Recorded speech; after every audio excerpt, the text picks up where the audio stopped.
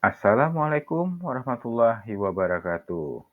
Demonstrasi kontekstual modul 3.1 pengambilan keputusan berbasis nilai-nilai kebajikan sebagai pemimpin.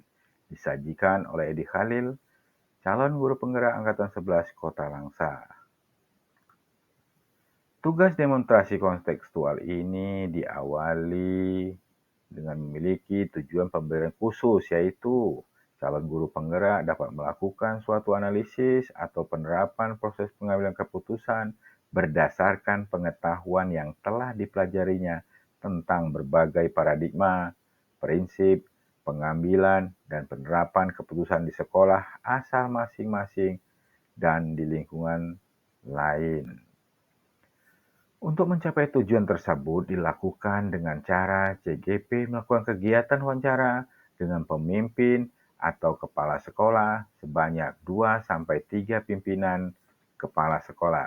Saya melakukan wawancara dengan 2 pimpinan atau kepala sekolah di lingkungan saya. Hasil wawancara ini digunakan untuk mendapatkan sebuah wacana tentang praktik pengambilan keputusan yang selama ini dijalankan, terutama untuk kasus-kasus yang di mana nilai kebajikan saling bersinggungan atau untuk kasus-kasus dilema etika yang sama-sama benar. Saya harus bisa mendapatkan jawaban tentang apa yang selama ini dilakukan para pemimpin tersebut dan praktik apa yang selama ini dijalankan sebagai seorang kepala sekolah dalam memimpin. Kemudian, saya juga harus menganalisis praktik pengambilan keputusan dilema etika tersebut di antara para pemimpin yang saya wawancarai dan mengaitkannya dengan pengetahuan saya sendiri tentang 4 paradigma, 3 prinsip, dan 9 langkah pengujian. Adapun panduan pertanyaan wawancara adalah sebagai berikut. Pertanyaan pertama, selama ini Bapak Kepala sekolah dapat mengidentifikasi kasus-kasus yang merupakan dilema etika atau bujukan moral. Pertanyaan kedua, selama ini Bapak menjalankan pengambilan keputusan di sekolah Anda, terutama untuk kasus-kasus di mana ada dua kepentingan yang sama-sama benar atau sama-sama mengandung nilai kebajikan. Yang ketiga, langkah-langkah atau prosedur seperti apa yang bisa Anda lakukan selama ini, dan hal-hal apa saja yang selama ini Anda anggap efektif dalam pengambilan keputusan pada kasus-kasus dilema etika. Pertanyaan keempat, hal-hal apa saja yang selama ini merupakan tantangan dalam pengambilan keputusan pada kasus-kasus dilema etika? Pertanyaan kelima, apakah Anda memiliki sebuah tatakan atau jadwal tertentu dalam sebuah penyelesaian kasus dilema etika? Apakah Anda langsung menyelesaikannya di tempat atau memiliki sebuah jadwal untuk menyelesaikannya? Atau prosedur seperti apa yang Anda jalankan? Pertanyaan keenam, adakah seseorang atau faktor-faktor apa yang selama ini mempermudah atau membantu Anda dalam pengambilan keputusan dalam kasus-kasus dilema etika? Yang ketujuh, dari semua hal yang telah disampaikan pembelajaran, apa yang dapat Anda petik dari pengalaman Anda mengambil keputusan dilema etika? Berikut ini adalah hasil wawancara pertama saya dengan Kepala SMP Negeri 3 Langsa, Bapak Sopian SPD MM, dengan menggunakan panduan pertanyaan wawancara di atas pada hari Kamis 17 Oktober 2024 di ruang Kepala Sekolah. Berikut pertanyaan-pertanyaan yang saya ajukan kepada Bapak Sopian SPD MM, yakni yang pertama, bagaimana selama ini Bapak mengidentifikasi kasus-kasus yang merupakan dilema etika atau bujukan moral? Bapak Sopian menjawab, selama ini dalam mengidentifikasi sebuah kasus merupakan dilema etika bila kasus tersebut memiliki dua nilai yang perlu untuk dipertimbangkan terlebih dahulu dalam pengambilan keputusan. Sedangkan bujukan moral merupakan kasus yang memiliki nilai telah pasti kebenarannya atau salahnya, sehingga dengan mudah saat pengambilan sebuah keputusan. Pertanyaan kedua untuk Bapak Sopian. Bagaimana Bapak mengambil keputusan di sekolah Bapak, terutama untuk kasus-kasus di mana ada dua kepentingan yang sama-sama benar atau sama-sama mengandung nilai kebajikan? Berikut paparan Bapak Sopian. Ketika ada kasus yang sama-sama memiliki nilai kebajikan yang harus dipertimbangkan, kedua nilai tersebut sampai membuat bingung dalam mengambil keputusan, maka terlebih dahulu haruslah membuat keputusan dengan nilai kasihan, dengan memberi kesempatan agar bisa melakukan perbaikan. Namun, bila tetap tak ada usaha untuk memperbaiki, maka nilai keadilan harus diterapkan. Pertanyaan ketiga untuk Bapak Sopian. Pertanyaan ketiga selanjutnya terkait langkah-langkah apa prosedur yang bisa Bapak lakukan selama ini? Bapak Sopian menjawab, ada beberapa tahapan atau langkah, yakni pertama yang biasa dilakukan adalah dengan komunikasi untuk mencari tahu apa yang sebenarnya terjadi, lalu memberikan teguran dan surat panggilan intern yang dikeluarkan pihak sekolah. Kedua, apabila teguran atau surat pemanggilan intern tetap tidak dihiraukan juga, maka langkah selanjutnya adalah konsultasi dengan beberapa bagian, yakni pengawas, MKKS, KCD, dan kemudian BKD. Hal ini dilakukan bila tetap tidak ada usaha dan niat baik untuk sebuah perbaikan. Pertanyaan keempat, hal-hal apa saja yang selama ini Bapak anggap efektif dalam mengambil keputusan pada kasus-kasus dilema etika? Beliau menjawab, hal efektif dalam pengambilan keputusan adalah dengan adanya komunikasi. Namun, bila tetap tidak bisa diajak komunikasi dengan baik, maka teguran dan peringatan dari intern sekolah akan dikeluarkan. Namun kemudian konsultasi pada pihak atasan bila diperlukan jika tetap juga tidak menunjukkan adanya perbaikan yang diharapkan. Pertanyaan kelima, hal-hal apa saja yang selama ini merupakan tantangan dalam pengambilan keputusan pada kasus dilema etika? Jawaban Bapak Sopian, tantangan dalam kasus ini yakni dikarenakan sulitnya menjalin komunikasi sehingga sudah tak lagi satu visi dengan sekolah. Bila nilai kasih sayang tak juga berhasil, maka harus segera ditindaklanjuti dengan nilai kebajikan lainnya, yaitu penegakan disiplin atau keadilan sebagai langkah yang paling bijaksana yang diterapkan. Pertanyaan keenam buat Bapak Kepala Sekolah SMP Negeri 3 Langsa. Ketika ditanya apakah Bapak memiliki sebuah tata kelola atau jadwal tertentu dalam sebuah penyelesaian kasus dilema etika, apakah Bapak langsung menyelesaikan di tempat atau memiliki sebuah jadwal untuk menyelesaikannya? Bentuk dan prosedur seperti apa yang dijalankan? Jawaban beliau, tak ada jadwal tertentu dalam menyelesaikan kasus dilema seperti ini. Biasanya hanya tergantung pada tingkat kesulitan dari kasus yang dihadapi. Ketika pengambilan keputusan, maka semua kasus haruslah diselesaikan langsung di tempat. Bila dijumpai seperti masalah yang cukup rumit karena perlu adanya pertimbangan terlebih dahulu, namun jikalau kasusnya tak rumit, maka sebaiknya segera diselesaikan dengan mengambil keputusan terbaik berdasarkan nilai-nilai kebajikan yang ada. Prosedur pengambilan keputusan juga berbeda-beda tergantung kasusnya. Pertanyaan ketujuh, adakah seseorang atau faktor-faktor apa selama ini mempermudah atau membantu Bapak dalam pengambilan keputusan dalam kasus dilema etika? Jawaban beliau, hal yang membuat mudah untuk pengambilan keputusan selama ini adalah karena selalu ada diskusi antara kepala sekolah dan para wakil kepala sekolah, serta melibatkan warga sekolah, juga didukung dari pengawas pembina yang selalu intens berkomunikasi. Pertanyaan ke-8 dan yang terakhir adalah, dari semua hal yang telah disampaikan, pembelajaran apa yang dapat Bapak petik dari pengalaman Bapak pengambil keputusan dilema etika? Beliau menegaskan, sebagai pemimpin haruslah tegas dalam mengambil keputusan. Bila ada dua nilai yang bersinggungan, kita bisa mempertimbangkan terlebih dahulu. Lalu, setiap keputusan diambil tetaplah sesuai dengan aturan yang berlaku, namun tetap memiliki nilai kemanusiaan.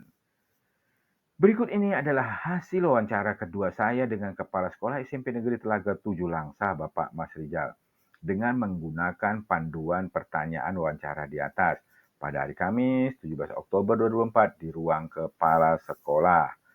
Pertanyaan yang saya ajukan untuk Bapak Mas Rizal SPD yakni pertanyaan pertama, bagaimana selama ini Bapak mengidentifikasi kasus-kasus yang merupakan dilema etika atau bujukan moral? Jawaban Bapak Mas Rizal, untuk membedakan apakah kasus ini dilema etika atau bujukan moral terlihat dari jenis uraian kasus tersebut. Apakah melanggar aturan atau tidak? Apabila tidak melanggar aturan, itu disebut sebagai dilema etika. Tapi jikalau melanggar aturan, itu bisa disebut bujukan moral. Pertanyaan selanjutnya yang kedua, selama ini bagaimana Bapak menjalankan keputusan pengambilan di sekolah Bapak, terutama kasus-kasus di mana ada dua kepentingan yang sama-sama benar dan sama-sama mengandung nilai kebajikan? Jawaban beliau, bila kasus yang terjadi memiliki dua nilai kebajikan, maka perlu adanya pertimbangan terlebih dahulu dalam mengambil keputusan. Namun, bila hanya ada satu nilai kebajikan, maka harus segera mengambil keputusan karena semakin cepat, semakin bagus. Demikian langkah prosedur bijaksana. Pertanyaan kemudian yang ketiga yakni langkah-langkah apa atau prosedur seperti apa yang bisa Bapak lakukan selama ini? Jawab Pak Mas Rizal, sekolah tetap harus berkomunikasi langsung dengan segala sesuatunya kepada Dinas Pendidikan Kota Langsa terlebih dahulu. Selain itu, diskusi dengan guru juga dengan komite perlu dilakukan sebelum proses pengambilan keputusan dijalankan sesuai dengan prosedur. Pertanyaan keempat yang saya ajukan untuk Bapak Mas Rizal, ketika saya menanyakan hal-hal apa saja yang selama ini Bapak anggap efektif dalam pengambilan keputusan pada kasus dilema etika, jawaban beliau bahwa pengambilan keputusan dianggap efektif selama ini bila dilakukan melalui diskusi bersama pemangku kebijakan dan berakhir dengan mufakat yang menjadi pertimbangan dalam pengambilan keputusan yang dianggap lebih prosedur. Kelima, pertanyaannya, hal-hal apa saja yang selama ini merupakan tantangan dalam pengambilan keputusan pada kasus dilema etika? Jawaban beliau yakni yang menjadi tantangan selama ini dalam pengambilan keputusan di saat apabila yang diinginkan guru-guru berbeda dengan keinginan pihak dinas pendidikan. Keenam, saya menanyakan, apa Bapak memiliki sebuah tata kelola atau jadwal tertentu dalam sebuah penyelesaian kasus dilema etika? Apakah Bapak langsung menyelesaikan di tempat atau memiliki sebuah jadwal untuk menyelesaikannya? Bentuk atau prosedur seperti apa yang dijalankan? Bapak Mas Rizal menjawab bahwa tidak ada jadwal yang pasti dalam menyelesaikan sebuah kasus. Penyelesaian secara langsung di tempat atau tidak itu tergantung kasus apa yang sedang terjadi. Pertanyaan kemudian yang ketujuh, adakah seseorang atau faktor apa yang selama ini mempermudah atau membantu Bapak dalam mengambil keputusan dalam kasus-kasus dilema etika? Bapak Mas Rizal menjawab bahwa orang yang bisa mempermudah saya dalam mengambil keputusan adalah Dinas Pendidikan Kota Langsa, pengawas, wakil kepala sekolah, guru, serta komite sekolah. Pertanyaan terakhir untuk Bapak Mas Rizal pada wawancara kali ini adalah, dari semua hal yang telah disampaikan, pembelajaran apa yang dapat Bapak petik dari pengalaman Bapak mengambil keputusan dilema etika? Bapak Mas Rizal memaparkan, pembelajaran yang dapat dipetik dari pengalaman mengambil sebuah keputusan adalah dengan berpegang teguh pada aturan dan prosedur. Karena dengan begitu, tak ada perbedaan antara keinginan dari Dinas Pendidikan dan pihak lainnya, sehingga semua berjalan baik sesuai prosedur. Demikian hasil wawancara yang telah saya lakukan selama bersama kedua pemimpin hebat yang selalu berusaha memberikan yang terbaik untuk sekolah dan semua warga sekolahnya. Dari hasil wawancara tersebut yang saya lakukan antara lain sebagai refleksi wawancara, saya melakukan analisis dan juga merefleksikan diri dari wawancara pertama dan kedua sebagai berikut. Dengan menggunakan daftar tugas atau checklist yang terdiri dari 6 pertanyaan, akan memudahkan untuk fokus pada pertanyaan dituju dan tidak terjadi bias pertanyaan. Refleksi wawancara. Hasil analisis dan refleksi tersebut saya akan mencoba menjawab dalam bentuk narasi. Pertanyaan refleksi pertama adalah hal-hal menarik apa yang muncul dari wawancara tersebut. Pertanyaan-pertanyaan mengganjal apa yang masih ada dari hasil wawancara bila dibandingkan dengan hal-hal yang saya pelajari seperti 4 paradigma, 3 prinsip, dan 9 langkah pengujian. Apa yang saya dapatkan? Setelah melakukan wawancara pada kedua kepala sekolah, beberapa menarik yang muncul dari wawancara ini adalah nilai kasih sayang, peduli, kemanusiaan selalu menjadi prioritas dalam pertimbangan seorang pemimpin dalam mengambil keputusan. Keadilan sangat penting untuk dilakukan, namun terkadang memikirkan beberapa pertimbangan lebih bagus lagi agar tak ada pihak yang mendapatkan kerugian, sehingga di setiap kasus semua pihak mendapat rasa senang dan bahagia. Pertanyaan selanjutnya dari hasil wawancara antara dua pimpinan yang saya wawancarai, ada sebuah persamaan atau perbedaan. Dari salah satu pemimpin tersebut memiliki beberapa persamaan dari kedua pemimpin yang saya wawancarai adalah kesamaan cara mengidentifikasi kasus dan pertimbangan yang digunakan adalah keadilan lawan rasa kasihan. Kesamaan kedua adalah karena sekolah ini memiliki kepala sekolah yang berasal dari PNS negeri lebih bebas dalam mengambil keputusan karena beliau adalah penentu terakhir keputusan. Refleksi wawancara lainnya adalah kemudian rencana ke depan para pemimpin tersebut dalam pengambilan keputusan yang mengandung unsur dilema etika dan bagaimana mereka bisa mengukur efektivitas pengambilan keputusan mereka. Jawabannya adalah rencana ke depan para pemimpin yang saya wawancarai dalam pengambilan keputusan yang mengandung dilema etika adalah dengan terlebih dahulu mengidentifikasi nilai-nilai apa yang bersinggungan dan akan menemukan cara penyelesaian yang kreatif. Pemimpin ini mampu mengukur efektivitas pengambilan keputusan, bisa dengan melihat dampak atau efek yang ada setelah keputusan diambil, sehingga pertimbangan itu perlu terlebih dahulu diukur. Kemudian pertanyaan keempat adalah, bagaimana saya sendiri akan menerapkan pengambilan keputusan dilema etika pada lingkungan saya, pada murid-murid saya, dan pada para guru kolega yang ada di lingkungan saya. Kapan saya akan menerapkannya? Jawabannya adalah ketika saya menerapkan pengambilan keputusan dilema etika di lingkungan saya, baik pada murid maupun rekan sejawat, dengan menggunakan 4 paradigma, 3 prinsip, dan 9 langkah pengujian keputusan.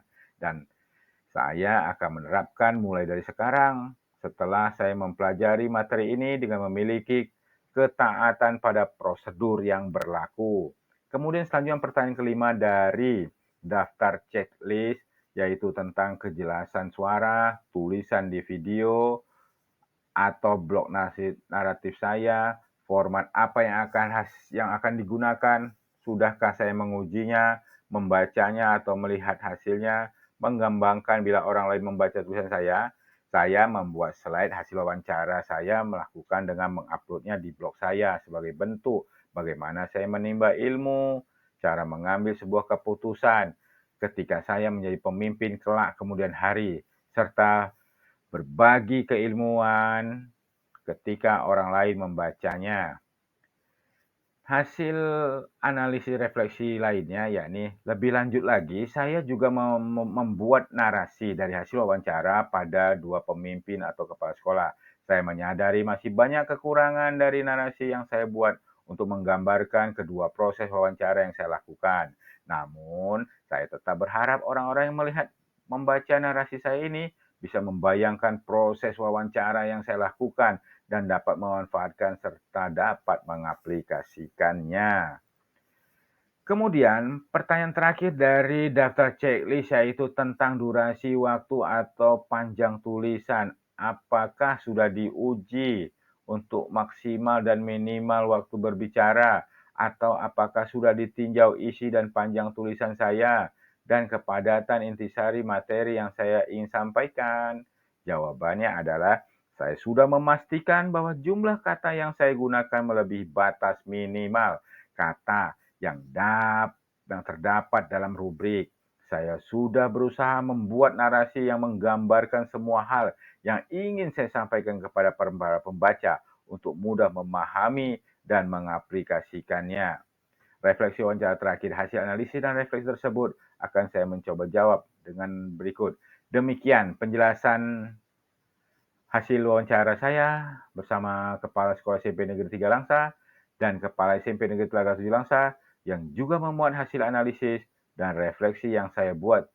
Semoga tugas demonstrasi konseptual 3.1 pengambilan keputusan berbasis nilai-nilai kebajikan sebagai pemimpin ini bermanfaat bagi para pembaca dan juga akan memudahkannya untuk proses mengaplikasikannya. Terima kasih. Tergerak, bergerak, menggerakkan.